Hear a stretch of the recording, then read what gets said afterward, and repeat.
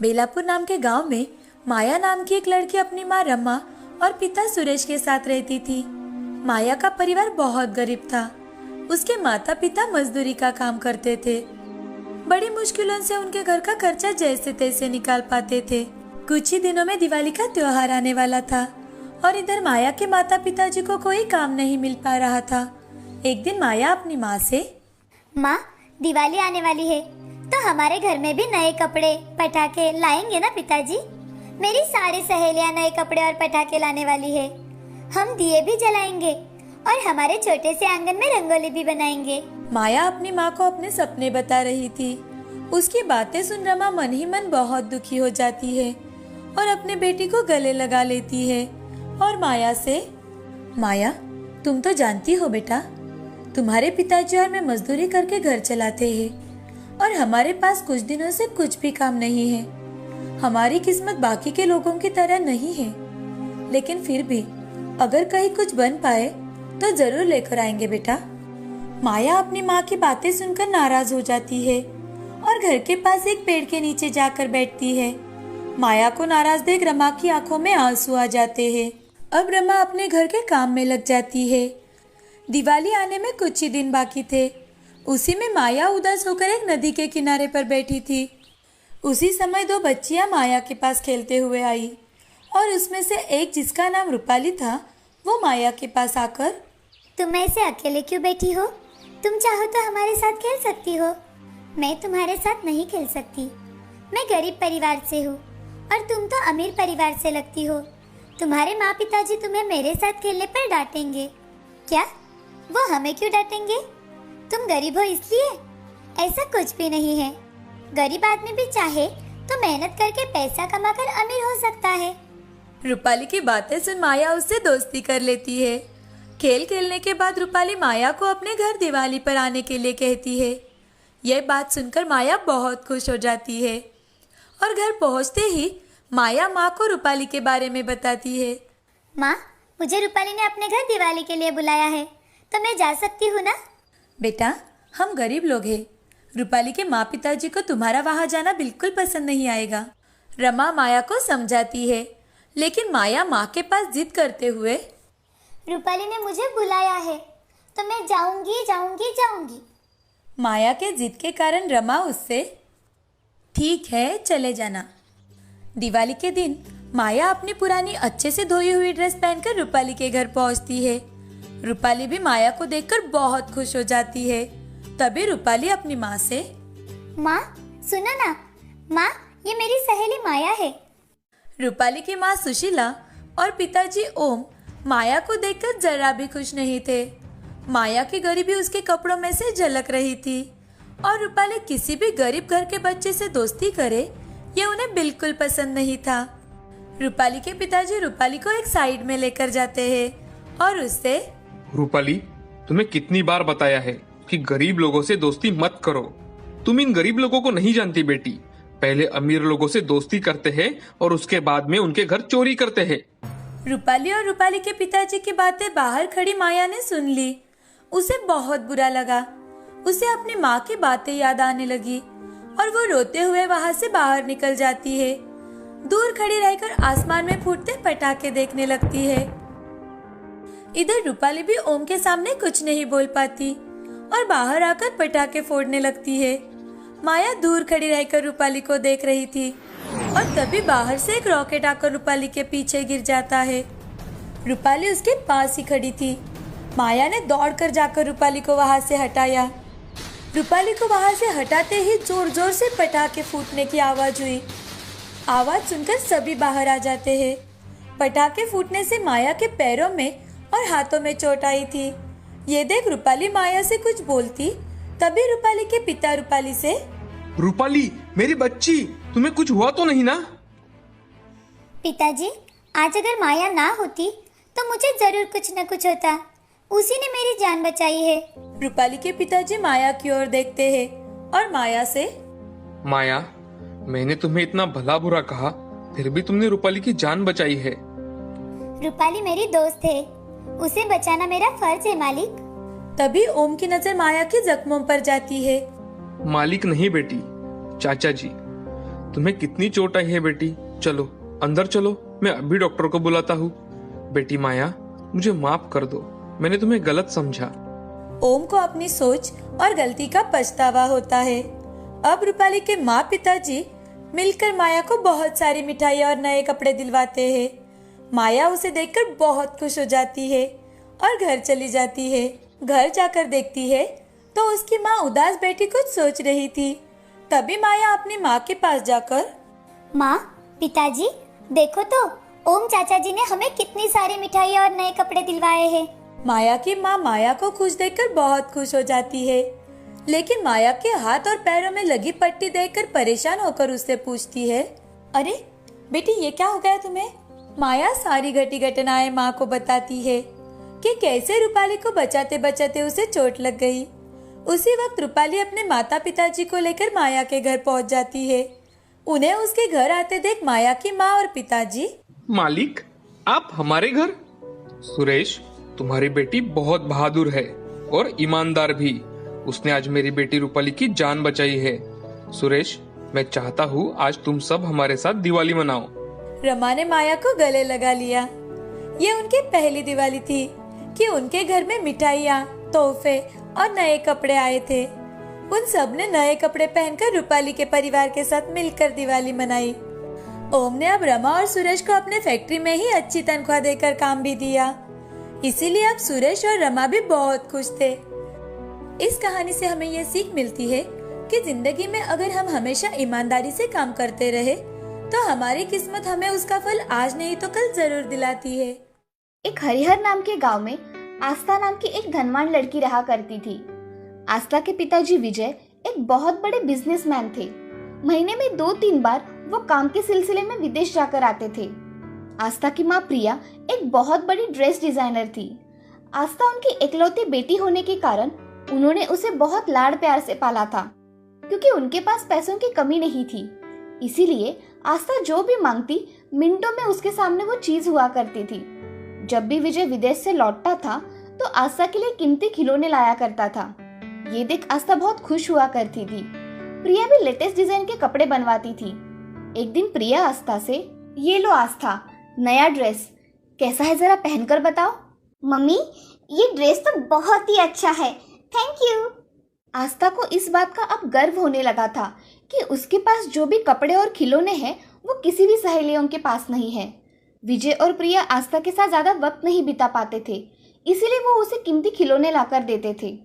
आस्था के घर के पास नव्या नाम की एक गरीब लड़की रहा करती थी। उसकी माँ मीना आस्था के घर काम किया करती थी। नव्या के पिताजी रमेश भी फैक्ट्री में मजदूरी का काम किया करते थे। रमेश और मीना उनके पास जो भी था उसमें नव्या की बड़ी प्यार से देखभाल किया करते थे। नव्या और आस्था एक ही उम्र के थे। जब नव्या अपने माँ के साथ आस्था के घर जाती थी तब आस्था उसे खिलौने दिखाती थी। जानती हो, ये ड्रेस मेरी मम्मी ने मेरे लिए खास करके बनवाया है और ऐसा ड्रेस किसी के पास नहीं है।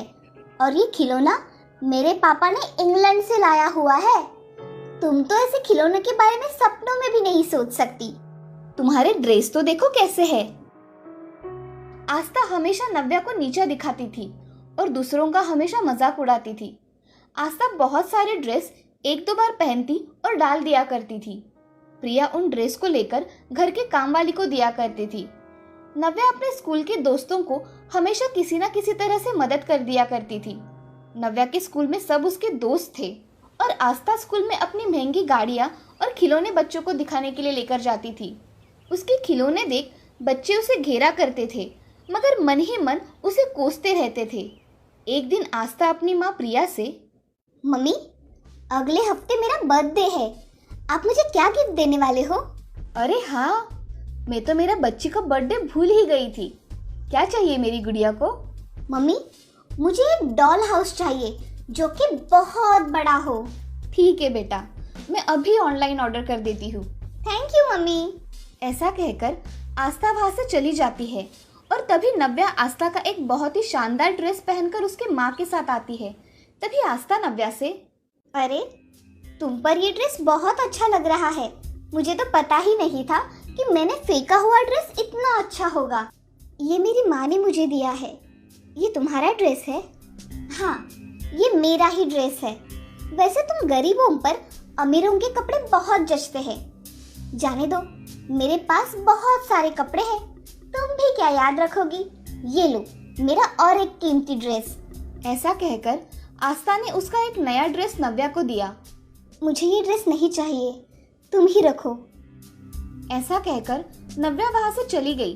तभी आस्था खुश होकर अपने पिताजी के पास गई और अपने पिताजी से, पिताजी, मेरा अगले हफ्ते बर्थडे है, आप भूल गए?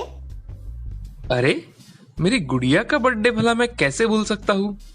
तुम्हारे जन्मदिन पर मैं तुम्हें बहुत बड़ा सरप्राइज देने वाला हूँ, तुम चिंता मत करो। थैंक यू पिताजी। जाओ, अब तुम खेलो। ऐसा कहकर आस्था अपने बर्थडे का अब बेसब्री से इंतजार करने लगी। आस्था का जन्मदिन और नव्या का जन्मदिन एक ही दिन था। मीना और रमेश ने नव्या को बुलाया और, बेटी, तुम्हारे जन्मदिन पर तुम्हें क्या चाहिए, बताओ मुझे। अरे पिताजी, मैं तो भूल ही गई। पिताजी, मेरे चप्पल बहुत खराब हो गए हैं, मुझे नए चप्पल दिला दो ना। तो ठीक है, मेरी बिटिया को हम नई चप्पल खरीदेंगे। नव्या भी अब उसके जन्मदिन का बड़े बेताबी से इंतजार करने लगी। आस्था ने पूरे क्लास में बता दिया था कि उसके बर्थडे पर उसके पिताजी उसे सरप्राइज गिफ्ट देने वाले हैं और सबको बर्थडे पार्टी के लिए इनवाइट किया। मगर नव्या ने अपनी सहेलियों को और दोस्तों को अपने बर्थडे के बारे में नहीं बताया। इतवार के दिन रमेश और मीना ने सुबह उठकर नव्या को उठाया और उसे जन्मदिन की ढेर सारी शुभकामनाएं दी। मीना ने उसे नहलाकर उसे नया ड्रेस पहनने के लिए दिया। रमेश ने भी नव्या को नई चप्पल लाकर दी। ये देख नव्या बहुत खुश हो गई। नव्या अपने माँ पिताजी से, माँ, पिताजी, आप दोनों का बहुत बहुत धन्यवाद। तभी रमेश और मीना नव्या के साथ मंदिर में भगवान के दर्शन करने के लिए गए। और दूसरी ओर आस्था के पिताजी विजय को किसी अर्जेंट काम से लंदन जाना पड़ा। सुबह ही विजय ने आस्था को फोन किया। Happy birthday my princess. बेटा, मुझे कुछ अर्जेंट काम के सिलसिले में लंदन आना पड़ा, मैं जल्द ही वापस आ जाऊंगा। थैंक यू पिताजी। ऐसा कहकर आस्था अपने कमरे से बाहर आई तो आस्था अपनी माँ को आवाज लगाती है, मम्मी, मम्मी, कहाँ हो? उसकी आवाज सुन घर की नौकरानी ने एक ड्रेस उसके हाथ में दिया और कहा, बेटी आस्था, तुम्हारी माँ ने तुम्हें आज ये ड्रेस पहनने के लिए दिया है। जन्मदिन की ढेर सारी शुभकामनाएं। धन्यवाद चाची। मम्मी कहाँ है? बेटी, माँ को सुबह ही अर्जेंट काम की वजह से बाहर जाना पड़ा, तुम नहाकर तैयार हो जाओ। जी। आस्था जा रही थी तभी फिर से फोन बजा। आस्था ने जल्दी जाकर फोन उठाया तो प्रिया फोन पर बात कर रही थी। Happy birthday princess. मेरी बच्ची, मैं आज सुबह अर्जेंट काम होने की वजह से ऑफिस आई हूँ, मैं शाम तक घर आ जाऊंगी, तुम तैयारी करके रखना। ठीक है मम्मी। ऐसा कहकर आस्था ने फोन रख दिया और अपने कमरे में जाकर रोने लगी। उसे आज बहुत बुरा लगा। शाम को आस्था का घर बर्थडे पार्टी के लिए सजाया गया। उसके लिए वहां बहुत सारे तोहफे रख दिए गए। हॉल के बीचों बीच एक बहुत बड़ा केक रखा हुआ था। बच्चों को खाने के लिए अलग अलग तरह के पकवान, स्नैक्स, स्वीट तथा आइसक्रीम भी रखा हुआ था। तभी आस्था वहां नया ड्रेस पहनकर आई और उसके सारे दोस्तों ने उसको जन्मदिन की शुभकामनाएं दी। थोड़ी देर बाद आस्था अपने माँ का इंतजार करने लगी, मगर प्रिया जल्दी नहीं आई। आस्था के सारे दोस्त वेट करके थक गए।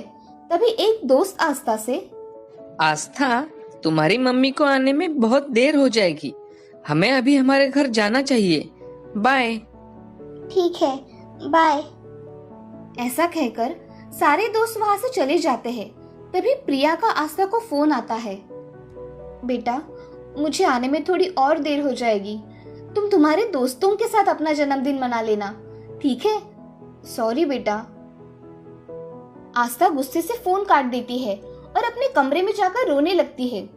इधर नव्या के घर उसके दोस्त नव्या का जन्मदिन याद रखते हुए उसके लिए छोटे छोटे तोहफे लेकर उसके पास गए। तभी मीना ने सभी बच्चों के लिए बिरयानी और खीर बनाई थी।